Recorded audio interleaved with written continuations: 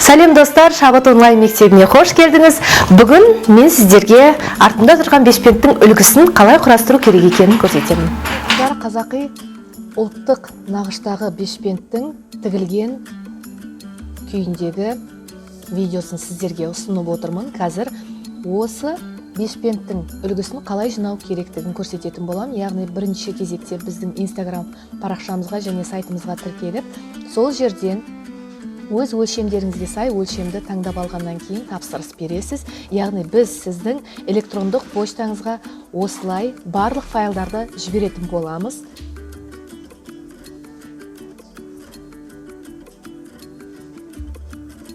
Міне, мысалға 44-ші өлшемдегі бешпенттің қағаз күйіндегі түрі осылай болады. Біз баспаға жіберіп жатырмыз. Яғни әрбір үлгімізді шығарғанда 40-50 бетке дейін қағаз кетуі мүмкін. Сондықтан қағазыңыз көп болуына мән бересіз. Міне біз қазір баспаға жіберіп жатырмыз. Бұл жерде қағаздың бір тегіс тұруына мән беріңіз. Яғни төртбұрыш сызықтардың жанындағы төртбұрыш сызықтары бірдей болып шығу керек.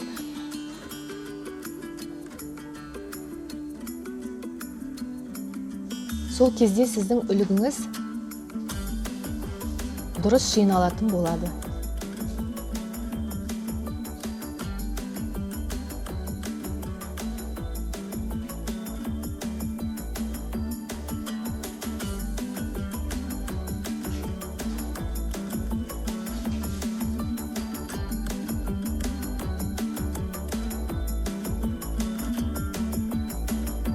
Қалай жинау керектігі көрсетілген инструкция қағазы бар. Сол бойынша біз барлық парақшаларды рет-ретімен қойып шығамыз. Яғни бірінші қатар 8 беттен тұрады. 8 бетті біріншіден 2, 3, 4 деп солдан 10-ға қарай қатар-қатар қоя бастаймыз. Дәл осылай. Әлі бір-біріне құрастырмай тұрып, бірінші кезекте столға барлығын жайып, қойып алуымыз керек болады.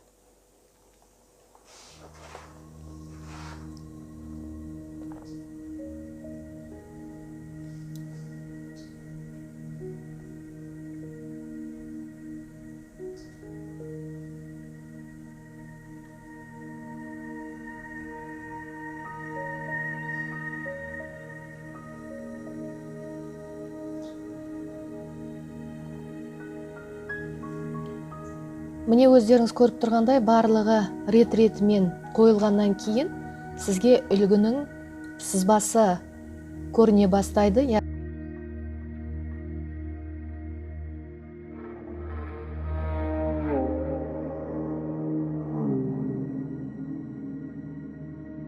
Яғни міне жаға, әдіп, мынау бүйір жаны, мынау алдыңғы беті және өңір асты артқы бөлігі және артқы бөлігінің бүйір жаны барлығы көрініп тұр. Мынау жеңінің кескіні.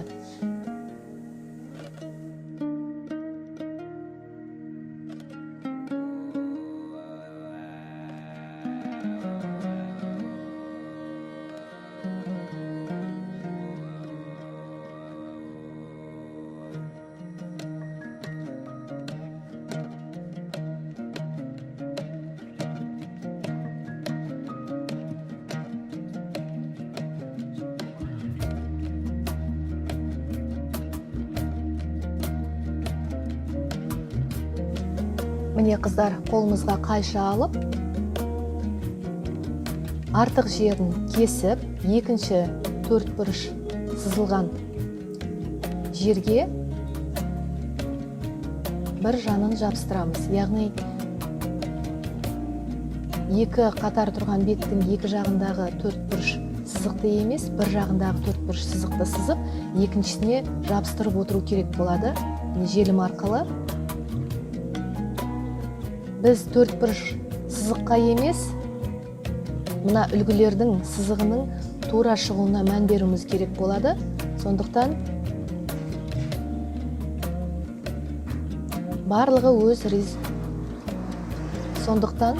барлығы өз ретімен қиылып желімделіп отыру керек.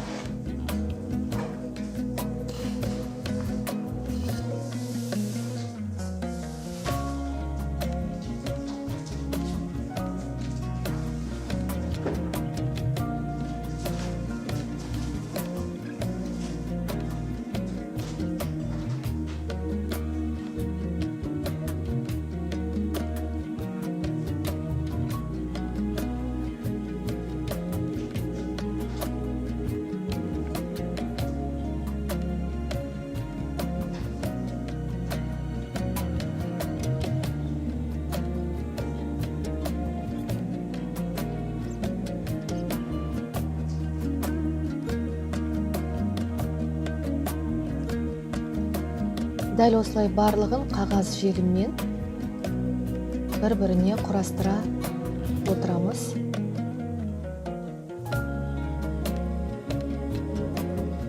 Артық қағаздың барлығын қиып тастаймыз.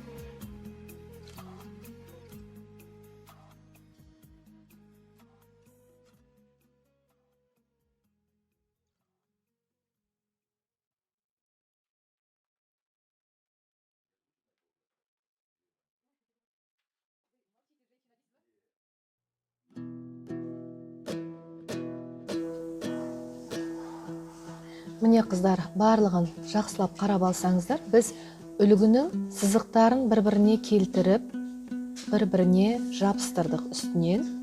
Яғни бұл жерде жаңағы төрт бұрыш сызықтарымыз көрінбей тұр. Оның бізге ешқандай қажеті жоқ. Ол тек бір-біріне жабыстыруға керек нәрсе, сондықтан тек қана үлгінің біркелкі шығуына мән беріп жинауыңыз керек болады.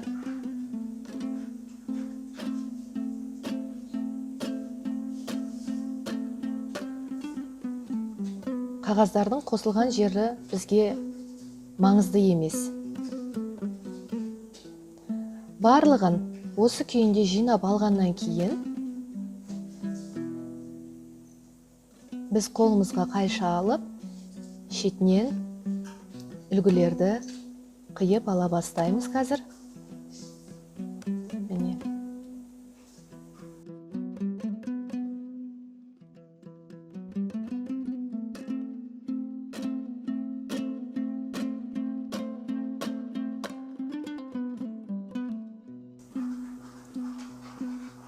Біз сызықтың сыртымен кесеміз барлық үлгілерді, яғни 1-2 мм сызықтың сыртынан кесілу керек.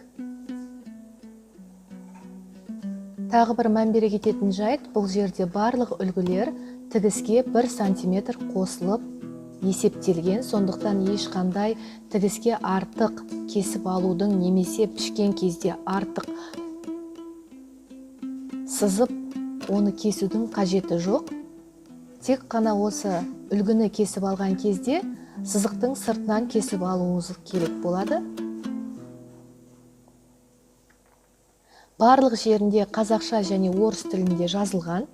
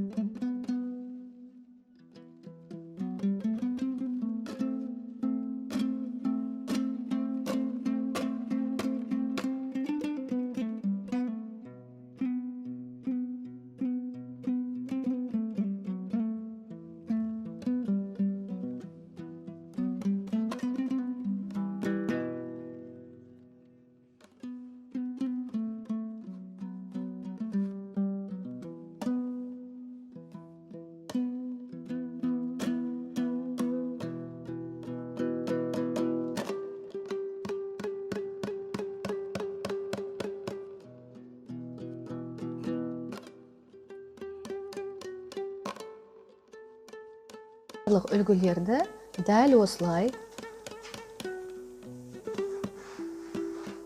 қиып алу керек болады.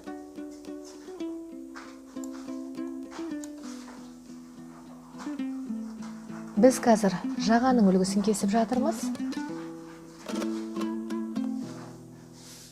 Міне сіздерге жақыннан көрсетіп жатырмын, қаншалықты артық қию керек екенін.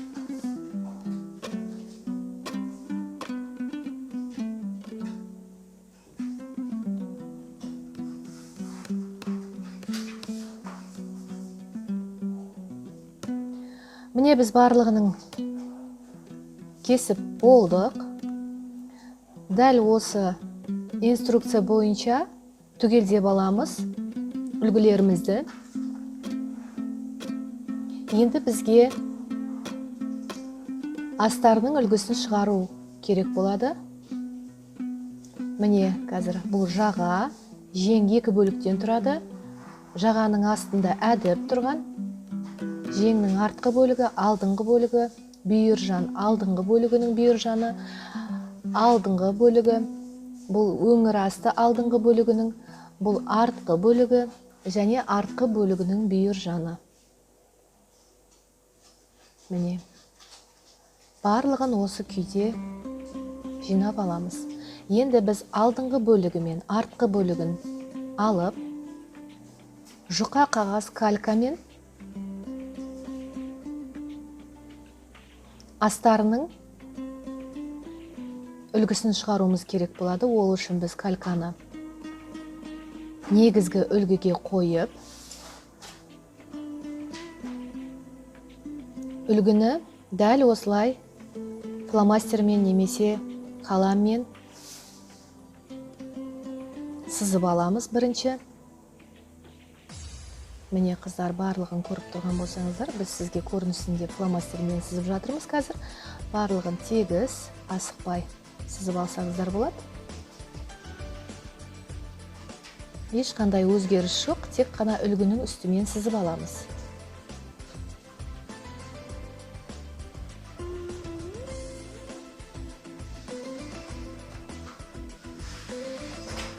Міне, бұл алдыңғы бөлігі. Алдыңғы бөлігінде екі сызық көрініп тұр сіздерге. Сол екі сызықтың біреуі өңір астының сызығы, яғни өңір асты болмай жатқан кезде сіздер осы сызықпен бір үлгіні кесіп алуыңыз керек болады. Егер сізде өңір асты болса, онда сіз екінші сызықпен астардың үлгісін шығарып аласыз. Яғни мен өзіңізге жең жақтан тұрған бірінші сызық қарамен сызылған, ол өңір астының сызығы, екінші сызық бұл өңір астының астарының сызығы. Яғни біз қазір осы қызылмен сызылған жерді кесетін боламыз. Осы жерге өте мән беріп кесу керек болады, сондықтан бұл жерге мұқият қараңыздар. Яғни біз қазір міне жеңнің астымен қиып жатырмыз.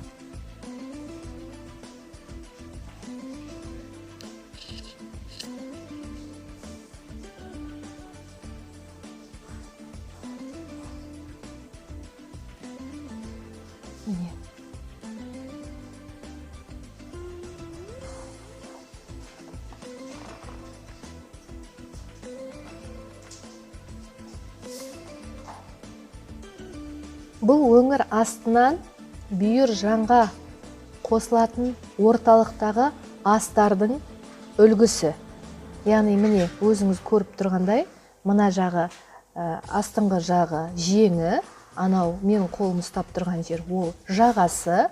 Біз қызылмен сызып жатырмыз. Сол қызылмен сызылған жерді кесіп жатырмыз. Сол жері екі ортаның астарының үлгісі болып есептеледі. Сондықтан бұны калькамен өздеріңіз шығарып алуға тура келеді.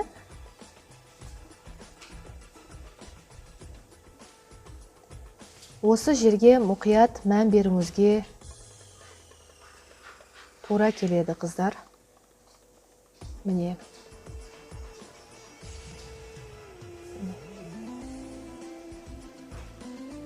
Ешқандай артық ештеңе кеспейміз, тек қана сол сызылған бойынша кесіп аламыз. Егер сізде калька қағазы болмаса, флизелинмен кесіп алсаңыз да болады. Егер флизелин өздеріңізде болса, көп тігіншілердің өздерінде де болуы мүмкін. Калька болса, калькамен кесіп алсаңыздар да болады. Міне қазір біз артқы бөлігін қияйын деп жатырмыз. Яғни ол да тура солай барлық жерінен айналдыра фломастермен сызып аламыз. Бұл артқы бөлігінің астарының үлгісі.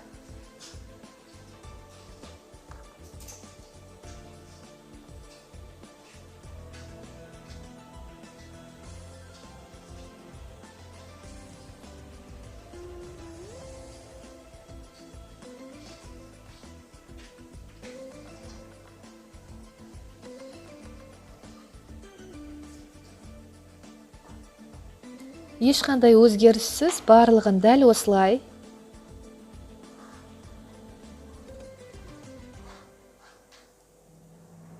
көшіріп аламыз калькаға. Біздің етегіміз кішкене жаңағы айналыңқырап келетін болады, сондықтан бұл түзеу сызғышпен сызуға тура келмейді, сондықтан етегіне кішкене айналыңқырап кесіп алуыңызға мән беруіңіз керек. Міне жоғарғы бөлігі, бұл артқы бөлігінің жоғарғы бөлігі. Мына жерде иықта бізде бір-бірінің үстіне киіліп тұратын, бүгілетін жері бар. Яғни бұл иықтың үстінен түсетін выточка дейміз орысша айтқанда. Басқа жерінің барлығын біз фломастермен дәл осылай көшіріп аламыз. Бұл выточканы үлгіде ортасын кесіп алып тастаймыз. Матада пішкен кезде кесіп алып тастауға болмайды. Бұл жерді тек тігіп қоятын боламыз. Бір-біріне бүгіп, қапсырып. Мына жерде сіздер көріп тұрғандай екі сызық тұр. Бұл қарамен сызып жатқан жерім, әдіптің тұратын жері. Ал қызылмен сызып жатқан жерім, әдіпке қосылып тігілетін астардың үлгісін. Сол жерден біз кесіп алатын боламыз. Яғни, екеуінің арасы 2 сантиметр болу керек. Бұл тігіске арналған 2 сантиметр. Сондықтан сіздер осы жерге мән беріп, қарамен емес, үстіңгі тұрған қызылмен қиып алуыңыз керек болады. Дәл осылай қайталасаңыз, барлық үлгі өзінің орны мен ешқандай артық матасыз, артықсыз, кемшіліксіз шығатын болады. Осы жерлеріне мән беріп қиып алыңыздар. Бұл астарының үлгісі.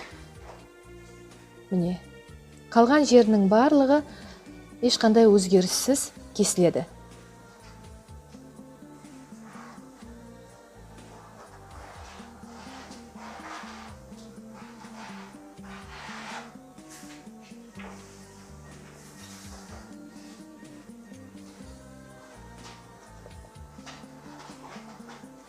Міне қыздар, бұл алдыңғы бөлігі. Біз бағана айтып өткендей, қарамен сызылып тұрған жері ол өңір асты болып есептеледі. Егер сізде өңір астының үлгісі шықпаса, осы қарамен дәл осылай калькамен көшіріп алу керек болады. Өңір асты, міне сол жағында, оң жағында тұрған ақ қағаз үлгісі, сол жағында тұрғаны бұл жаңа ғана кесіп алған өңір асты мен екеуінің бүйіріге қосылатын жерінің астары. Енді бұл жерден астар бізде негізгі матадан 2 сантиметрге қысқа болу керек. Сондықтан өңір астына қосылатын жерге екеуін қатар қойып, дәл осылай видеодағындай қайталап қарап алыңыздар. Егер түсінбесеңіздер, 2 сантиметрге белгілейсіздер мына калькада тұрған үлгімізді. Бұл тек қана өңір астына қосылатын астарға ғана істелетін жер. Сызықпен дәл осылай кесіп алу керек болады. Яғни кесесіне қисайтып. Бір жағы 2 сантиметр, бір жағы өңір астымен бірге кеткен.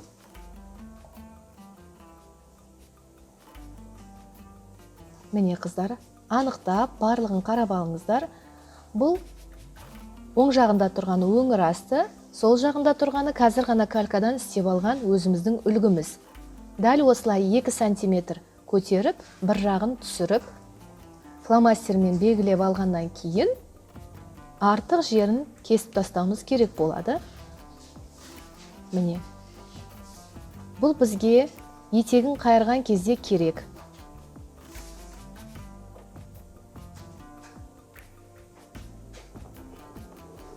Міне, белгілеп алған жерімізді. Қазір дәл осылай кесіп тастаймыз. Міне қыздар. Енді бұл артқы бөлігі. Бағана біз артқы бөлігінің жоғарғысын қызылмен кесіп алдық. Одан кейін астарын дәл жаңағы астар сияқты 2 сантиметрмен белгілейміз, бірақ бұны тіке 2 сантиметрмен қысқартып кесіп тастайтын боламыз артық жерін. Бұл жер сызғышпен түзеу кесуге, түзеу сызуға келмейді, яғни кішкене екі шеті көтеріңкі болып келеді, сондықтан бұны қолмен сызуымыз керек. Бұның бәрін біз фломастермен сызып жатырмыз, өткен сіздерге көрінсін деп. Егер қисық болып тұрған болса, оны енді асыққанымыздан деп білерсіздер, өйткені барлығы сіздерге көрінсін деген ниетпен фломастермен істелініп жатыр.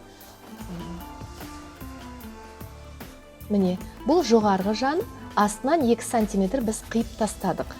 мына жерде бүгіліп тұратын жердің выточка дейміз ғой, сол выточканың белгіленген жерін кесіп тастауымызға болады. Қазір көрсетемін. Мына жерге астар, подклад, артқы бөлігі деп жазып қоюымыз керек, өзіміз шатысып кетпес үшін. Міне, көріп тұрған болсаңыздар, бірінші астындағы қара сызық бұл әдіп, екіншісі бізде әдіпке қосылатын астардың үлгісі.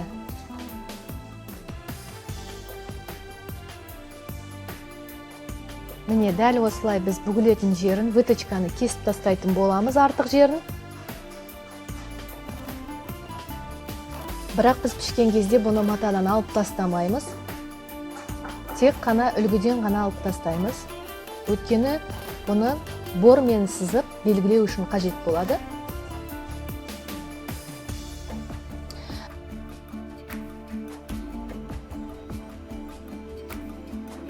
Ең бірінші кезекте біз пішуден бұрын барлық тізім бойынша барлық үлгілерімізді түгелдеп аламыз. Яғни мына ең бірінші тұрғаны бізде жеңнің жартысы, екіншісі жеңнің екінші бөлігі және әдіп, одан кейін жаға, одан кейін бізде бүйір жаны, бұл алдыңғы тарапындікі, мына жерде бұл алдыңғы беті, алдыңғы бетінің орталық алдыңғы бөлігі. Және мына жерде біз егер жаңағы лекалды құрастыру видеосын көрген болсаңыз, сол жерде біз қалай калькамен кесіп алу керек екенін түсіндіріп өттік. Мына жердегі екі сызықтың біреуі бұл астарға есептелген, бұны өзіңіз кесіп аласыз. Және мына бірінші сызық бұл жаңағы өңірасты. Кейде өңірасты болмай жатқан кезде осы жерден кесіп алсаңыз болады. Мысалға, мына жерде бұның біреуі астарға есептелген, мынау былай қосылып тұрады, бұл өңірастының подбортымыз былай қосылып тұрады. Осылай тігілетін болады. Яғни мына жерде подборт бұл өңірасты, соның үлгісі, және мына жерде калькамен кесіп алғанымыз астарға есептелген. Мына жерде жаңағы әдіптің қосылатын жері, бұл 2 сантиметр қосылған жері бұл тігіске есептелген. Және мына жерде бұл артқы бөлігі, артқы бөлігінің бүйір жаны.